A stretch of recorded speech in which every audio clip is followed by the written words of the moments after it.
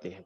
यानी अगर हम राजस्थान की जलवायु के बारे में बात करें, तो राजस्थान की जलवायु को पढ़ने समय या पढ़ने से पूर्व हमें पता होना चाहिए कि राजस्थान की जलवायु को प्रभावित करने वाले कारक कौन-कौन से हैं, यानी कौन-कौन से कारक हैं, जो राजस्थान की जलवायु को प्रभावित करते हैं।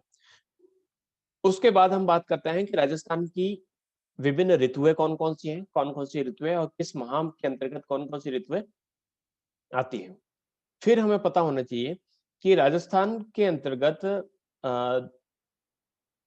जलवायु के आधार पर कितने प्रकार की जलवायु देखिए मौसम अलग-अलग प्रकार के हैं, ऋतुएँ अलग प्रकार के हैं, लेकिन अगर जलवायु की बात करते हैं, दीर्घकालीन मौसम की दशाओं की बात करते हैं, तो राजस्थान के भी कुछ जलवायु विभाग हैं। तो उन जलवायु विभागों के बारे में हमें पता होना चाहिए। फिर उसके बाद जो टॉपिक आता है, वो आता है विभिन्न विद्वानों द्वारा राजस्थान की जलवायु से संबंधित अपने जो वर्गीकरण प्रस्तुत किए हैं, उसके अंतर्गत हम कोपेन को पढ़ेंगे कि व्लादिमीर कोपिन ने अपना जो वर्गीकरण दिया, राजस्थान के संदर्भ में किस प्रकार का था। हालाँकि वो राजस्थान के संदर्भ में ना था, हम उसको राजस्थान पर अप्लाई करते हैं। फिर उसके बाद हम थॉर्नवेट को पढ़ेंगे। थॉर्नवेट ने राजस्थान की जलवायु को कितने विभागों में बाँटा है। कुछ संकेताक्ष अक्षर जो दे रखे हैं, उनके बारे में बातचीत करेंगे कि उनके जो संकेताक्षर है, वो क्या इंडिकेट करते हैं। ए, बी, सी, छोटा ए, छोटा बी, ये जो हमेशा से आपके मन में रहा होगा। हालाँकि मैंने फर्स्ट ईयर के अंतर्गत आपको जब भारत की जलवायु थी, उसके अंतर्गत इन वर्डों के अर्थ भी बताए थे। नहीं याद है तो कोई बात नहीं, इस बार वापस पुनः हम उन्हीं चीज़ों को डिस्कस करने वाले हैं। चलिए बढ़ते हैं और आज का जो क्लास है उसको स्टार्ट करते हैं कि राजस्थान की जलवायु को प्रभावित करने वाले कारक कौन-कौन से हैं, वो हम कल पढ़ चुके हैं। हमने विभिन्न ऋतुओं के बारे में पढ़ा है, तो ऋतुओं को हम वापस पॉइंट टू पॉइंट थोड़े से शॉर्ट में समझ लेते हैं। तो सबसे पहले हम बात करते हैं कि ग्रीष्म ऋतु। तो ग्रीष्म ऋतु क्या है? तो ग्रीष्म ऋतु में यहाँ पर शुष्क हवाएँ चलती हैं और यहाँ पर जो शुष्क हवाएँ चलती हैं, उन्हें यहाँ पर लू कहा जाता है और ये जो शुष्क हवाएँ हैं, पश्चिम से पूर्व की ओर चलती हैं।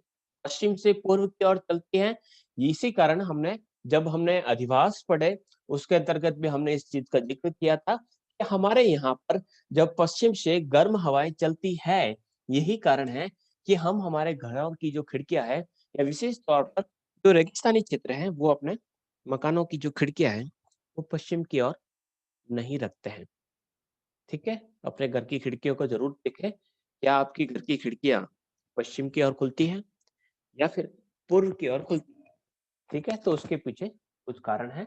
यहाँ पर ये हवाएँ यदि चक्रवात के रूप में चलती है, यानी ये जो लू है, इस प्रकार से चक्रवात के रूप में चक्रवात क्या होता है? एक लो प्रेशर बेल्ट या लो प्रेशर का जो बिंदु होता है, जिसे आईटीसी-जेड कहा जाता है। आई होप आपको पता होगा कि आईटीसी-जेड क्या होता है? तो आईटीसी-जेड जो लो प्रेशर का ज़ोन होता है, वहाँ पर गोल-गोल वर्तुलाकार रूप में इस प्रकार से चलती है, तो उसे भभूलिया के नाम से जानते हैं। ठीक है? इसकी उत्पत्ति कब होती है? संवहनी धाराओं की, यानी कन्वेक्शन जो हवाएँ होती हैं, जो हवाएँ गर्म होकर ऊपर उठती हैं, उस प्रकार की स्थिति में बबूलिया चलते हैं और हम यहाँ पर बबूलिया को बतूलिया के नाम से जानते हैं। तो रीजनल नेम अलग-अलग प्रकार के हो सकते हैं। आगे बढ़ते हैं, सबसे गर्म स्थान और शुष्क स्थान कौन-सा है? तो राजस्थान का सबसे गर्म और शुष्क स्थान फलौदी को माना जाता है। सबसे गर्म जिला चुरू है। अब तक 2010 सबसे गर्म वर्ष रहा था, ये फैक्ट अभी चेंज हो जाएगा। 2020 का नाम अभी चर्चा में चल रहा है कि वो सबसे गर्म वर्ष के रूप में जाना जाएगा। दैनिक तापांतर की बात करें तो दैनिक तापांतर को कैसे ज्ञात किया जाता है कि दिन का अधिकतम तापमान कितना है और दिन का न्यूनतम तापमान कितना है, दोनों को हाईएस्ट और लोवेस्ट को घटा दीजिए, आपको वहाँ पर टेम्परेचर वेरिएशन दैनिक यानी डे का टेम्परेचर वेरिएशन देखने को मिल जाएगा। ईयरली टेम्परेचर वेरिएशन देखना है, तो आपको क्या करना पड़ेगा, जितने भी जो महीने हैं साल के, उन सभी महीनों के टेम्परेचर को देखना होगा और टेम्परेचर का जो हाईएस्ट जो टेम्परेचर था, उसमें से लोवेस्ट को घटा देंगे, तो उसके बाद आपको मिल जाएगा वार्षिक तापांतर।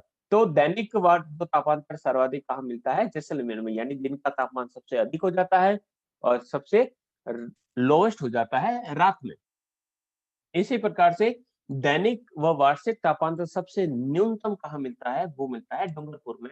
क्यों मिलता है कि वहां पर आपकी एक तो कर्क रेखा पास आउट होती है और वहां पर हरा भरा क्षेत्र भी है, तो इसके कारण वहां पर दिन का यानी वहां पर 12 महीने आपको टेम्परेचर जो है लगभग लगभग बराबर ही देखने को मिलेगा। टेम्परेचर में उतार चढ़ाव आपको कम देखने को मिलेगा। सर्वाधिक वार्षिक तापांतर कहाँ देखने को मिलता है, तो वो मिलता है आपको शुरू में। देखिए ये दैनिक और ये वार्षिक का थोड़ा सा फर्क देख लीजिएगा। दैनिक वार्षिक तापांतर का अर्थ हो गया कि वहां पर लोवेस्ट सबसे ठंडा महीना है, वो भी आपके सबसे ठंडा स्थान जो है आपको शुरू में देखने को मिल सकता है, सबसे गर्म स्थान भी आपको देखने को मिल सकता है। यानी जो वेरिएशन होता है वो आपको यहाँ पर ज्यादा देख, यानी सर्दियों में ज्यादा सर्दी रहती है यहाँ पर और गर्मियों में ज्यादा गर्मी रहती है। सबसे बड़ा गर्म महीना यहाँ पर जून का है। जून को सूर्य बांसवाड़ा जिले में लंबवत चमकता है, सीधा सा है, कर्क रेखा वहीं से पास आउट होती है। ग्रीष्म ऋतु मार्च से लेकर जून तक चलती है। राजस्थान के संदर्भ में थार का मरुस्थल भारत में अत्यधिक गर्म प्रदेशों में से एक है, क्योंकि यहाँ पर दैनिक परिसर यानी डे वेरिएशन जो है वो अधिक रहता है। फिर है राजस्थान का पश्चिम भाग में लो प्रेशर का केंद्र बनता है, यानी ITCZ का बेल्ट क्रिएट होता है और यही कारण होता है कि दक्षिण पश्चिम से मानसून आना हुआ है इस दिशा की। और यानी कहा जाता है कि अगर कहता है ना कि थार का मरुस्थल नहीं होता तो बढ़िया होता, लेकिन एक दिशा में एक संदर्भ में और कहा जाता है कि अगर थार का मरुस्थल नहीं होता तो भारत में मानसून की जो दशाएं हैं वो कुछ अलग प्रकार की आपको देखने को मिलती। बात करते हैं कि ग्रीष्म ऋतु में राजस्थान में सूर्य की जो किरणें हैं उनका तीव्र किरणें पड़ती हैं, अत्यधिक तापमान रहता है, शुष्क और गर्म हवाएं चलती है, वाष्पीकरण यानी इवेपोरेशन अधिक होता है और इसी कारण यहाँ पर आर्द्रता में कमी हो जाती है। तो ये कुछ विशेषता है आपके ग्रीष्म ऋतु यानी समर की जो ऋतु है उस समय राजस्थान में ये विशेषताएं देखने को मिलती है। नेक्स्ट बढ़ते हैं हम आगे की तरफ। दूसरा है आपकी वर्षा ऋतु। वर्षा की बात करते हैं तो वर्षा राजस्थान में वैसे हम बात करेंगे दो प्रकार से प्राप्त होती है। वर्षा ऋतु में प्राप्त वर्षा दक्षिण पश्चिम मानसून की बंगाल की खाड़ी शाखा से प्राप्त होती है। मानसून शब्द किससे बना है, तो अरबी भाषा का शब्द है जिसका अर्थ होता है मौसम या हवाओं की दिशाओं में परिवर्तन। अब हवाओं की दिशाओं में परिवर्तन किस प्रकार से होता है, आपने सोमाली की धारा को और देखा होगा कि जो भारत में है 6 महीने तो हवाएं तो चलती है पेनिसुलर एरिया में इस तरफ दिशा से चलती है और 6 महीने चलती है इस महीने से। तो हवाएं जहां पर दिशाएं बदलती है उसके लिए मानसून शब्द का प्रयोग किया जाता है और इस क्षेत्र को मानसून रीजन भी कहा जाता है। यही कारण है कि मानसून एशिया के अंतर्गत भारत का नाम आता है। प्रथम सदी में एक अरबी नाविक था हिप्पोलाइस ने मानसून की खोज की और अवधारणा दी। ये कुछ फैक्ट्स हैं, देख लीजिएगा। पढ़ते हैं भारत में मानसून की उत्पत्ति हिंद महासागर से मेडागास्कर द्वीप के पास से मानी जाती है। और मेडागास्कर द्वीप के पास से क्यों मानी जाती है कि वहीं से वार्म जो एयर है वो इंडियन पेनिसुला की ओर खींची चली आती है, क्योंकि उस समय लो प्रेशर का बेल्ट यानी मई के बाद में जब हाई टेम्परेचर और लो प्रेशर टेम्परेचर और वेरिएशन देखिए कि ये ऊंच है तो ये लो हो जाएगा, दोनों में जो वेरिएशन पाया जाता है यानी उसके अंतर्गत एक बढ़ेगा तो एक कम होगा। तो मेडागास्कर के पास से दक्षिण पश्चिमी दिशा से बहती हुई हम भारत की ओर बढ़ती है, भारत की ओर बढ़ती है। लेकिन जैसे ही भूमध्य रेखा को पार करते हैं तो भूमध्य रेखा को पार करने के बाद हवाओं की जो दिशा है चेंज हो जाती है और चेंज होने के बाद वो रुख भारत का करती है। सबसे पहले केरल के तट पर पहुंचती है और यहाँ पर दो भागों में बारिश करती है। यहाँ पर केरल के तट के बारे में बात कही गई है, लेकिन वास्तव में अगर मानसून की जो सर्वप्रथम जो बूंदे ये बारिश जो होती है वो मई के महीने में होती है। निकोबार अंडमान निकोबार में पहले से ही हो जाती है, लेकिन केरल पर दक्षिण पश्चिमी मानसून की शाखा आती है, इसलिए दक्षिण पश्चिमी मानसून की बात करें तो वो केरल के तट पर सर्वप्रथम बारिश करती है। लेकिन भारत में मानसून कब प्रविष्ट होता है, तो भारत में मानसून 21, 22, 23 मई के आसपास कहाँ पर आ जाता है, अंडमान निकोबार में बारिश कर देता है। जून के महीने में ये केरल पहुंचता है और जुलाई के महीने में 15 जुलाई के आसपास हमारे राजस्थान के अंतर्गत पहुंचता है। मानसून को दो भागों में यहाँ पर डिवाइड किया गया है। एक तो अरब सागर से आ रहा है, तो अरब सागर का जो है भाग वो पश्चिमी तट पर बारिश करता है, गुजरात के काठियावाड़ में वर्षा करके राजस्थान में प्रवेश करता है, फिर आ जाती है अरावली, अरावली के साथ साथ बारिश करते हुए वो आगे पड़ता है, लेकिन ये राजस्थान में प्रवेश करता है, लेकिन राजस्थान में बारिश नहीं करता है, क्योंकि अरावली के सारे साथ है ये आगे बढ़कर पंजाब और हिमालय में बारिश करता है। अगर हम हिमालय अरावली है, अरावली को थोड़ा सा घुमा लेते तो हमारे राजस्थान में अच्छी बारिश हो जाती है, लेकिन ऐसा संभव नहीं है। बात करते हैं बंगाल की खाड़ी की, तो बंगाल की खाड़ी का जो मानसून है ये तमिलनाडु में बारिश करने के बाद सबसे पहले तमिलनाडु में बारिश करता है, फिर बंगाल खाड़ी की आर्द्रता को ग्रहण करके उत्तर पूर्व के राज्यों में घनघोर बारिश करता है। तो ये दो शाखाएं यहाँ पर बारिश करती हैं। क्या विशेषताएं हैं और ठीक है, सर्वाधिक मासिन राम है जो मेघालय में स्थित है, विश्व की सर्वाधिक वर्षा यहीं पर होती है। दूसरी सर्वाधिक वर्षा चेरापूंजी में है, जिसका नाम अभी बदलकर सोहरा कर दिया गया है। इसके पश्चात बारिश की बात करें तो पश्चिम बंगाल, बिहार, उत्तर प्रदेश, मध्य प्रदेश में बारिश करता हुआ झालावाड़ जो जिला है राजस्थान का, वहां पर ये बारिश करता है। और वर्षा के हिसाब से जो झालावाड़ है सर्वाधिक बारिश करता है, सर्वाधिक वर्षा वाला जिला कहा जाता है झालावाड़ को। 40 दिन तक यहाँ पर बारिश होती रहती है, ये सर्वाधिक बारिश वाला जिला है। लेकिन अगर बात करें कि सर्वाधिक बारिश वाला स्थान कौन सा है राजस्थान के अंतर्गत, तो वो आती है माउंट आबू की, वहां पर 153 सेंटीमीटर के आसपास बारिश होती है। दूसरा जो स्थान है राजस्थान के अंतर्गत वो है बांसवाड़ा। न्यूनतम बारिश जो है जैसलमेर में केवल 5 दिन होती है। जैसलमेर का अगर परसेंटेज देखें तो 0 से 20 सेंटीमीटर जो बारिश का जो क्षेत्र है वो उसके अंतर्गत आता है। सबसे कम बारिश फलौदी के अंतर्गत। सर्वाधिक वर्षा जून से सितंबर के बीच प्राप्त होती है। 50 सेंटीमीटर वाली वर्षा रेखा राज्य को दो भागों में डिवाइड करती है।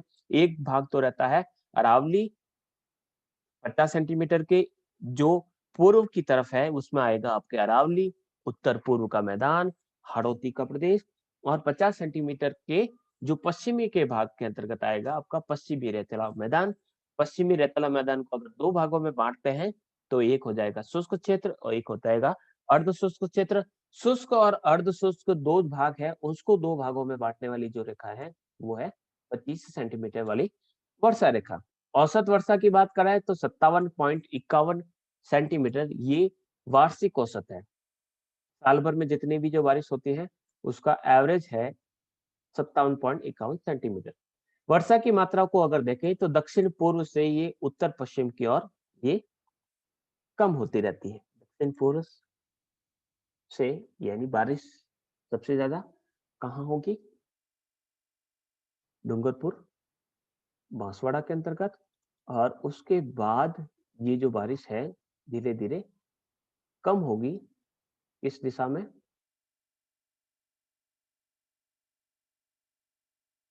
यह गया हमारा राजस्थान।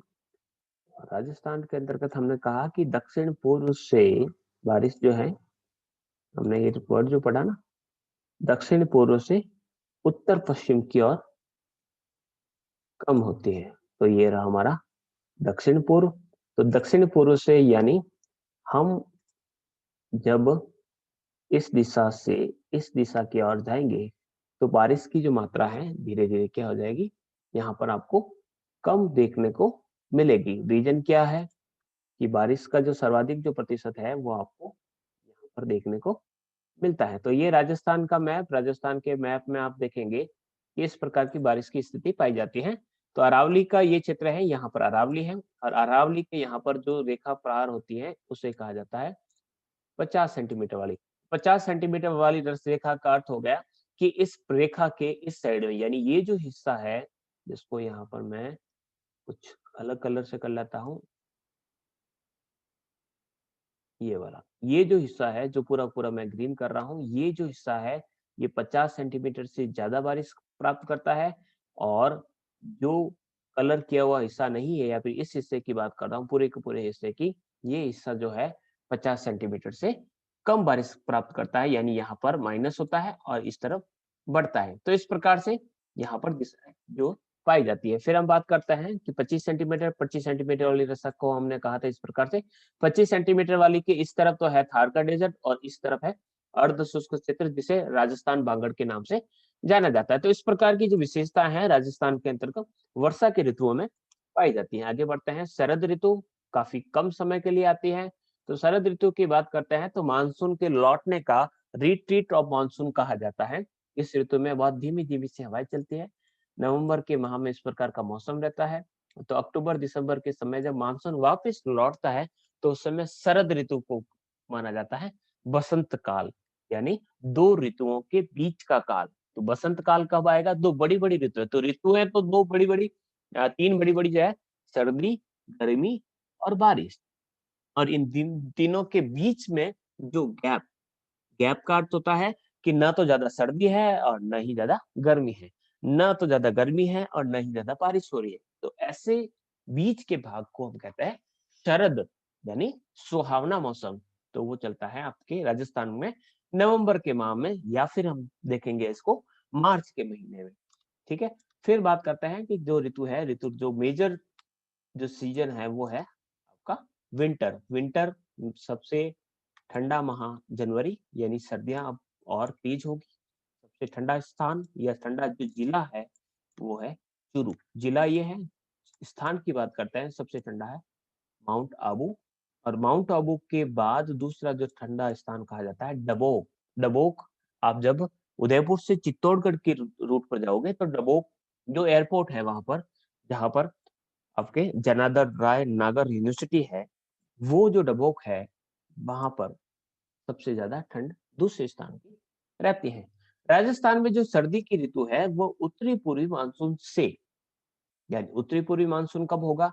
जब हवाएं जो है, ये मानसून का जो प्रत्यावर्तन हो रहा है, बादल सारे के सारे हट जाते हैं, या फिर तो उस समय आएगी, या फिर उत्तर पूर्वी मानसून से क्या होगा कि ऊपर से हिमालय की तरफ से जो ठंडी ठंडी हवाएं हैं वो राजस्थान की तरफ बढ़ेगी।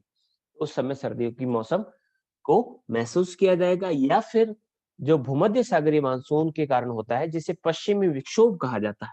अभी इन दिनों आप इसका प्रभाव देख सकते हैं कि वेस्टर्न वेस्टर्न जो डिस्टर्बेंस है, जिसे पश्चिमी विक्षोभ कहते हैं, जो उत्पन्न होता है भूमध्य सागर से। तो भूमध्य सागर में जो चक्रवात उत्पन्न होता है, उस चक्रवात से यहाँ पर क्या आ रही है?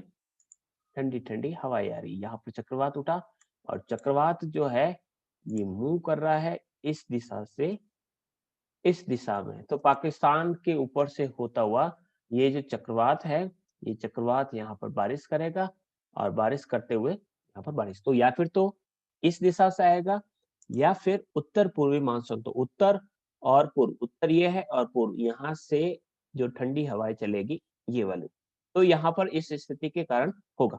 अब हवाएं यहाँ पर क्यों चल रही है, तो इसके पीछे भी कारण दिया जा सकता है। देखिए चक्रवात जो है, चक्रवात उत्पन्न होने के बाद पूर्व दिशा की ओर चलता है, ये तो फैक्ट है। ठीक है, तो चक्रवात यहाँ पर उत्पन्न हुआ, वो तो यहाँ पर चल गया। फिर ये हवाएं नीचे की तरफ क्यों जा रही है? क्योंकि हमने देखा है कि जो हाई प्रेशर से लो प्रेशर की तरफ हवाएं चलती है, तो यहाँ पर लो प्रेशर क्रिएट हो गया। अब लो प्रेशर क्यों क्रिएट हो गया? कि जो सन है वो, सॉरी यहाँ पर होगा लो प्रेशर, तो यहाँ पर लो प्रेशर होने के कारण हवाएं इस दिशा की ओर चलेगी। तो यहाँ पर लो प्रेशर है और ऊपर की तरफ है हाई प्रेशर। हाई प्रेशर से लो प्रेशर की तरफ हवाएं चलेगी। साइबेरिया की तरफ से चल रही है, उत्तर भागों के पर्वतीय भागों से चल रही है, इसलिए ये हवाएं ठंडी होगी और राजस्थान के अंतर्गत बारिश लाएगी या फिर सर्दी लाएगी। ठीक है, बारिश जो सर्दियों के समय होती है उसे हम मावट कहते हैं। मावट कैसे आता है? तो मावट पश्चिमी विक्षोभ से आता है। अभी सर्दियों का समय है, गेहूं की फसल के लिए काफी लाभदायक होगा। तो अभी या एक महीने के अंतर्गत जो भी बारिश होगी तो उसे हम कहेंगे मावट। ठीक है, भारतीय मौसम सलाह विज्ञान जो विभाग है उसकी जो लैब है वो जयपुर के अंतर्गत है। राजस्थान में संभावित वाष्पोत्सर्जन वार्षिक दर सर्वाधिक जैसलमेर में है। ठीक है, वाष्पन यानी इवेपोरेशन। वाष्पोत्सर्जन का अर्थ क्या है? वाष्पोत्सर्जन का अर्थ होता है कि हम देखते हैं कि इवेपोरेशन से यानी भाप बनती है, भाप से वापस बारिश होती है। तो क्या भाप बनाने का कार्य केवल सन करता है? नहीं, भाप जो बनती है उस भाप बनने के पीछे पौधों का वाष्पोत्सर्जन भी कार्य करता है। पौधे की जो पत्तियां होती हैं, उन पत्तियों से वाष्प निकलती है, गर्म भाप, एक्स्ट्रा जो पानी होती है उसको रिलीज करती है। तो पानी यानी पत्तियां ज्यादा होगी तो वाष्पोत्सर्जन अधिक होगा। ठीक है, वाष्पोत्सर्जन अधिक होगा। तो यही कारण है कि अगर हमें चाहिए कि अगर कम पानी के अंतर्गत अगर किसी फसल को बोना है, या फिर किसी पौधे को आप चाहते हैं कि 15 दिन आप बाहर गए और आपने पानी दे दिया पौधे को, और आप चाहते हैं कि वो पौधा 15 दिन तक उस पानी का कम से कम प्रयोग करे, तो उसकी पत्तियों को तोड़ दीजिए, उसकी कम पत्तियां कर लीजिए, वो पानी के का उपभोग जो है, उसका जो कंजप्शन है वो कम हो जाएगा। फिर हम बात करते हैं शीत ऋतु में। तो वर्षा की मात्रा तो ये हमने पढ़ ली है, प्रत्यावर्तन काल भी ये हमने पढ़ दिया। तो ये शीत ऋतु की विशेषताएं होती है। फिर ये थोड़ा सा एक इंटरेस्टिंग टॉपिक ये भी है कि कुछ हवाएं चलती है राजस्थान के अंतर्गत। तो राजस्थान में जिस दिशा से जो हवाएं चलती है उन्हें क्या, यहाँ पर जो दे रखा है जैसे कि ये तीर इधर दे रखा है, इसका अर्थ ये नहीं है कि इस दिशा में हवाएं चलती है। ठीक है, इस दिशा से हवाएं जो राजस्थान के अंदर, तो मान लीजिए ये हमारा राजस्थान है। ठीक है, तो राजस्थान में इस दिशा से यानी उत्तर पूर्व से जो हवाएं आती हैं उसे हम सूर्या कहते हैं। सूर्य क्यों कहते हैं? क्योंकि हमारे कह सकते हैं सन से रिलेटेड हो सकता है, सन यहीं पर है। ठीक है, जो पूर्व से हवाएं चलती हैं उन्हें हम पूर्वइया कहते हैं, या पूर्वा कहते हैं, या अगुणी कहते हैं। देखिए, अगुणी और अतुणी शब्द जो है ये आप यहाँ पर तो प्रयोग आपने सुने कि नहीं सुने। जो खेत होते हैं अक्सर, जब भी आप बीकानेर या नागौर जिलों में जब जाते हैं तो वहां पर जो खेत को नाम को पुकारा जाता है कि कौन सा खेत है, तो वो अगुणा और अथुणा कहते हैं। या फिर किसी बास का नाम या किसी स्थान का नाम कहा जाता है तो वो भी इसी नाम से दिया जाता है कि अथुणा बास है या अगुणा बास है। तो उसका अर्थ होता है कि जो आपका जो बस्ती है वो पूर्व दिशा में है या पश्चिम दिशा के अंतर्गत पाई जाती है। तो अगुणी और अथुणी ये शब्द याद रखिए। अगुणी का अर्थ होता है क्या है? देख, अगुणी यानी सूर्य जिस तरफ से उगता है अगुणी, और जिस तरफ अस्त होता है अथुणी। अस्तु, अस्तु ये आगमन, ये हो गया निगमन। ठीक है, इसी प्रकार से जो दक्षिण की तरफ यानी जो लंका की तरफ से चलती है उसे लंकाऊ, जो उत्तरादि से चलती है उसे धरोड़ या धराऊ, यानी धोरों की तरफ से जो हवाई आ रही है। ठीक है, इसी प्रकार से उत्तर पश्चिम से संजेरी, दक्षिण पश्चिम से जो हवाएं चलती है उसे समुद्री कहता है। ये समुद्री, समुंदरी, यही हवाएं, समुद्री जो हवाएं होती हैं वही राजस्थान के अंतर्गत बारिश लाती है, इसलिए उसे समुद्री या समुद्री पवने कहती है। दक्षिण पूर्व से जो चलने वाली हवाएं होती है उसे चील कहते हैं। तो ये कुछ हवाओं और हवाओं की कुछ विशेषताएं। फिर हम बढ़ते हैं कुछ और फैक्ट्स जो है राजस्थान में। तो राजस्थान में पश्चिम जो शुष्क क्षेत्रों की अपेक्षा पूर्वी भागों में वज्र तूफान बहुत है। वज्र तूफान का अर्थ होता है एकदम तेज आंधी आई और तेज आंधी आने के कारण तेज वज्र का प्रहार किया हो, उस हिसाब से यहाँ पर इस प्रकार के तूफान आते हैं। तो पूर्वी भागों में जयपुर दौसा के अंतर्गत इस प्रकार के तूफान आते हैं। महावट या मावट क्या होता है? तो रबी की फसल के लिए लाभकारी होती है, उसे गोल्डन ड्रॉप्स भी कहा जाता है। पश्चिमी विक्षोभों से और सर्दियों के अंतर्गत जो बारिश आती है उसे हम मावट कहते हैं। पश्चिमी जो राजस्थान है उसमें दैनिक तापमान काफी अधिक रहता है। राजस्थान में कई छोटे छोटे से वायु भंवर या जो चक्रवात होते हैं जिसे भगुलिया या वतुलिया कहते हैं, जिसे आप अच्छी तरीके से जानते हैं। बंगाल की खाड़ी से जो हवाएं चलती है उसे हम पूर्वैया कहते हैं। तो पूर्वैया बंगाल की खाड़ी से आती है। बारिश तो वैसे कम ही होती है, इसके सूखी सूखी हवाएं चलते हैं क्योंकि अधिकांश जो बारिश होती है वो यहाँ पर हो चुकी होती है। फिर राज्य में सर्वाधिक वर्षा वाले जो महीने हैं जुलाई और अगस्त में राजस्थान में सर्वाधिक वर्षा होती है। सर्वाधिक वर्षा झालावाड़ में होती है 100 सेंटीमीटर। सबसे कम वर्षा जैसलमेर में 10 सेंटीमीटर। सर्वाधिक स्थान जो है वो आपका माउंट आबू है जहां पर सर्वाधिक वर्षा होती है। सबसे कम वर्षा जो है सम, तो समराथल, सम के धोरे जो थे, सम गांव है जैसलमेर में 5 सेंटीमीटर के आसपास होता है। 50 सेंटीमीटर वाली वर्षा रेखा है, राजस्थान को 2 भागों में बांटती है, यानी एक तरफ तो 50 सेंटीमीटर से ज्यादा बारिश होगी और एक तरफ 50 सेंटीमीटर से कम बारिश होगी। 50 सेंटीमीटर वर्षा रेखा उत्तर पश्चिम में तथा दक्षिण पश्चिम में पश्चिम में कम, उत्तर पश्चिम में कम तथा दक्षिण पूर्व में अधिक होती है। यानी जो रेखा है वो थोड़ी सी इस प्रकार से आप देखेंगे, थोड़ी सी इस प्रकार से घूमी हुई है। तो हम अगर इसको डिवाइड करें तो ये ज्यादा कम को इस प्रकार से बताया गया है कि किस तरफ उत्तर पश्चिम में तो होती है, उत्तर पश्चिम का भाग जो है वो आपका ये हो गया उत्तर पश्चिम का भाग, और ये है दक्षिण पूर्व का भाग, तो इस तरफ आपके कम होती है। ठीक है, फिर हम बात करते हैं सर्वाधिक आर्द्रता वाला महीना कौन सा है। सबसे ज्यादा आर्द्रता कहाँ पर होती है? अगस्त के महीने में, यानी हमें उमस महसूस होती है अगस्त के महीने में। सबसे कम आर्द्रता यानी सूखा, इसको हम इस प्रकार से समझ सकते हैं कि सबसे मुश्किल से कपड़े कब सूखेंगे हमारे यहाँ पर? अगस्त में। अगस्त में आप कपड़ों को सुखा दीजिए, कपड़ों को सूखने में बहुत ज्यादा समय लगेगा। और अप्रैल में अगर आप कपड़े सुखाएंगे तो आप बहुत जल्दी से अपने कपड़े को सुखा पाएंगे। नेक्स्ट बढ़ते हैं। कपड़े सुखाने से याद आया, क्या कपड़े धूप से सूखते हैं या हवाएं कपड़ा सुखाती है? कोई बताएगा? विचार जरूर कीजिएगा। क्या कपड़े धूप सुखाती है, हवाएं सुखाती है। हवाएं सुखाती है?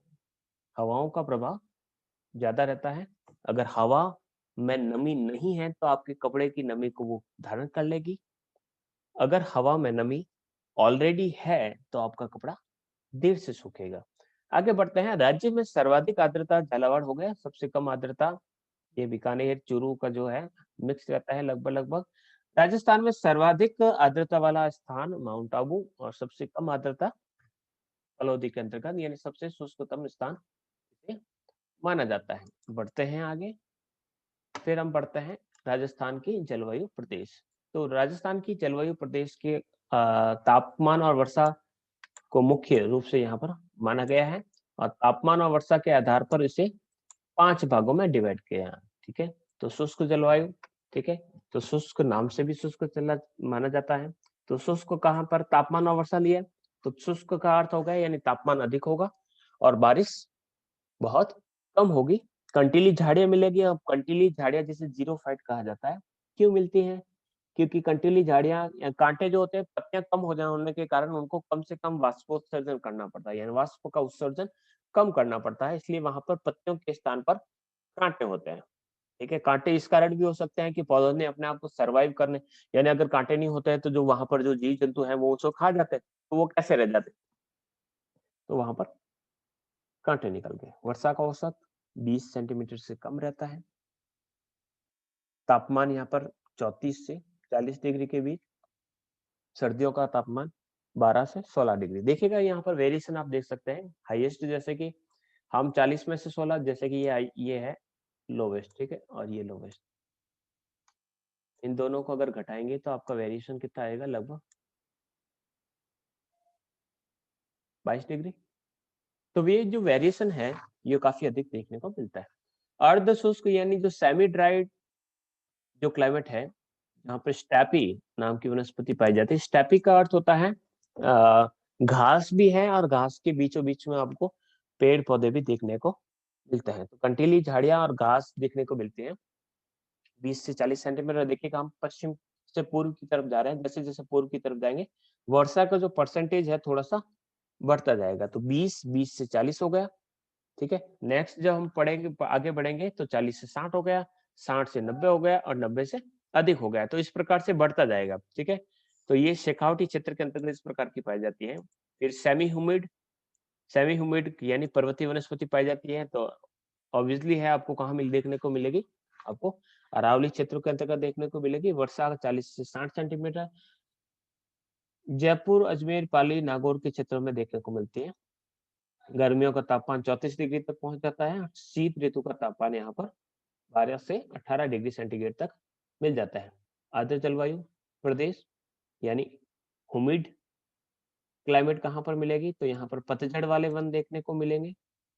वर्षा का औसत 60 से 90। भरतपुर, धौलपुर, कोटा, बूंदी, सवाई माधोपुर यहाँ मिलेगा।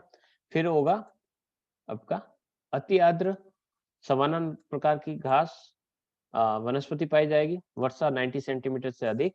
तो दक्षिणी पूर्वी जो हारूती का जो क्षेत्र है वहां पर इस प्रकार का। तो इस प्रकार से 5 जलवायु भागों में हम इसको डिवाइड कर सकते हैं।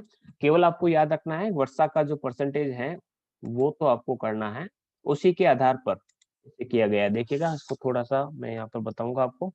यहाँ पर देखिएगा 20 है, यहाँ पर कर दिया गया 40, ठीक है, 20-20 का गैप है। यहाँ हो गए 60, ठीक है, यहाँ पर 80 लाई तो कर लीजिए या फिर 90 कर लीजिए, और 90 से अधिक। तो इस प्रकार से इसका क्लासिफिकेशन कर दिए गए हैं। तो राजस्थान के जलवायु प्रदेशों को हम इस प्रकार से बांट सकते हैं। अब जलवायु प्रदेश क्या है? तो वे भाग जहां पर जलवायु तत्वों में समानता पाई जाती है उसे जलवायु प्रदेश कहते हैं। यानी उस पूरे के पूरे रीजन में आपको एक ही प्रकार की जलवायु की विशेषताएं देखने को मिलेगी, उसे हम क्लाइमेट रीजन के नाम से जानेंगे। तो dry climate reason, semi arid, सब humid, humid and very humid. तो इस आधार से हम कह सकते हैं जो फर्स्ट नंबर है जैसलमेर में, देखिएगा ये जैसलमेर में किस प्रकार की है। शुष्क जलवायु मिलेगी, अर्ध शुष्क आपको मिलेगी। इन जिलों में, जिलों के साथ भी देख सकते हैं कौन कौन से जिले इसके अंतर्गत आएंगे। उप आर्द्र जो आपको अरावली के क्षेत्रों में मिलेंगे, आर्द्र आपको पूर्वी मैदान के अंतर्गत देखने को मिलेंगे, और जो हाड़ौती का जो क्षेत्र है अति आर्द्र। तो इसको हम इस प्रकार से भी बांट सकते हैं। देखिए ये तो है हमारा थार का मरुस्थल, ठीक है, शुष्क प्रदेश, ठीक है, इसे हम थार कहते हैं। ये है हमारा बांगड़, अर्ध शुष्क क्षेत्र, ये है हमारा बांगड़, ठीक है, ये है हमारा अरावली, ठीक है, शॉर्ट में लिख रहा हूं। ये है हमारा ईस्टर्न प्लेन, ठीक है, पूर्वी मैदान, और ये जो है आपका प्लेट्यू यानी दक्षिणी पूर्वी पठार, ठीक है। तो ये दक्षिणी पूर्वी पठार के आधार पर हम वहां पर क्लाइमेट भी बता सकते हैं कि वहां पर किस प्रकार के कंडीशंस देखने को मिलेगी। तो ये राजस्थान के प्रमुख जलवायु प्रदेश हैं, सबकी अलग अलग विशेषता देख लेते हैं। सबसे पहले हम बात करते हैं शुष्क जलवायु प्रदेश। तो जैसलमेर सबसे इसका प्रतिनिधि जहां पर यह विशेषता देखने को मिलती है। इसके अलावा दक्षिणी गंगानगर, पश्चिमी बीकानेर, हनुमानगढ़, जोधपुर, जोधपुर का फलौदी इसके अंतर्गत आते हैं। बारिश बहुत कम होती है, 10 से 20 सेंटीमीटर। तापमान शीत ऋतु में 10 से 17 डिग्री सेंटीग्रेड तक पहुंच जाता है, और गर्मियों में ये 35 डिग्री सेंटीग्रेड तक पहुंच जाता है। छोटी छोटी पत्तियों वाली कंटीली वनस्पति पाई जाती है जिसे मरुदभिद या जीरोफाइट के नाम से जानते हैं। तो इस प्रकार की जो जलवायु विशेषता पाई जाती है उसे हम ड्राई क्लाइमेट रीजन के नाम से जानते हैं। दूसरा जो है सेमी एरिड क्लाइमेट रीजन। तो गंगानगर, बीकानेर, प्रतिनिधि नगर याद रखिएगा, सबसे ज्यादा विशेषता बीकानेर के अंतर्गत मिलती है। बाड़मेर, चूरू, सीकर, झुंझुनू, जोधपुर, पाली, जालोर, नागौर, अजमेर, टोंक, दौसा, जयपुर इसमें शामिल है। 20 से 40 सेंटीमीटर बारिश, गर्मियों का तापमान ज्यादा, सर्दियों का अंतर तापमान कम। स्टेपी प्रकार की वनस्पति यहाँ पर पाई जाती है। देखिएगा वहां पर मिलती थी हमें जीरोफाइट, और यहाँ पर मिलती है स्टेपी, यानी वनस्पति में घास के मैदान और पेड़ पौधे दोनों ही देखने को मिलेंगे। औक, धौक, बबूल, खींपड़ा, जालकी, रोहिड़ा, खिजड़ी, सेवण, लावण नाम की घासें और पेड़ पौधे यहाँ पर देखने को मिलते हैं। सर्वाधिक खारे पानी की झीलें भी आपको इसी क्षेत्र में देखने को मिलती हैं। तीसरा जो क्षेत्र है वो है सब ह्यूमिड क्लाइमेट रीजन, उप आर्द्र। जयपुर में इस प्रकार की विशेषता देखने को मिलती है। इसके अलावा अजमेर, पाली, जालोर, सिरोही, भीलवाड़ा, टोंक, अलवर भी इसी के अंतर्गत शामिल किए जा सकते हैं। बारिश 40 से 60 सेंटीमीटर के आसपास पाई जाती है। तापमान जो है शीतकाल में यहाँ पर भी कम हो जाता है, गर्मियों में 32 डिग्री सेंटीग्रेड तक पहुंच जाता है। पतझड़ प्रकार की वनस्पति यहाँ पर देखने को मिलती है। तो आम, नीम, आंवला, खेर और बहड़ नाम के वृक्ष यहाँ पर देखने को मिलते हैं सब ह्यूमिड क्लाइमेट रीजन में। ह्यूमिड क्लाइमेट रीजन आर्द्र, बारिश ज्यादा हो रही है तो सवाई माधोपुर में इस प्रकार की विशेषता। इसके अलावा करौली, कोटा, बूंदी, टोंक, चित्तौड़गढ़, राजसमंद और उदयपुर इसके अंदर शामिल होते हैं। बारिश जैसे जैसे हम पूर्व की तरफ जा रहे हैं बढ़ती जा रही है। 40 से 80 सेंटीमीटर बारिश, गर्मियों के अंतर्गत 32 से 34 डिग्री सेंटीग्रेड। शीतकाल में तापमान जो है 17 डिग्री से 14 डिग्री तक यहाँ पर मिल सकता है। आम, बेर, इमली, नीम, बबूल, सैतूल, शीशम, गूगल जो धूप होती है, जामुन आदि के वृक्ष यहाँ पर देखने को मिलते हैं। ठीक है, तो ये इसका विभाजन था। आर्द्र और अति आर्द्र का ये एक शामिल देख लीजिएगा। नेक्स्ट जो क्लास रहेगी उसके अंतर्गत हम कॉपेन को पढ़ेंगे कि कॉपेन ने किस प्रकार से अपने जलवायु का विभाजन प्रस्तुत